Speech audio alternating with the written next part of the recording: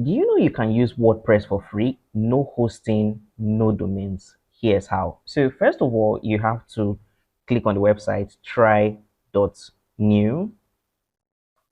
When you click on the enter button, it would going to come up with this zip WP stuff.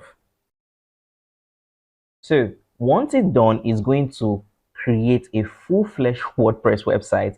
And though, yeah, you'll be saying 29 minutes, yes, for 30 minutes. And with an account, you will be able to have it for 1 hour, right?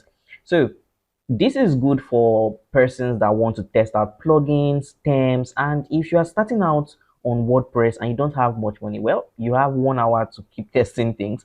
And one good thing with WordPress is you can export your WordPress settings and you can export your theme settings, and depending on your page builder. So for every 24 hours before your time exhausts, you can export this thing and continue. So this is one way to build life and test your thing. Well, it's not something that you can use for a lasting time. It's something you can use to start your journey in WordPress. And if you want to check more about their packages, you can actually go to ZipWP original website and you can check their pricing. Though they are a hosting company, but they have some certain things they do. So and you can the site expires in 24 hours, right? So in 24 hours you can use it to do 9 stuff.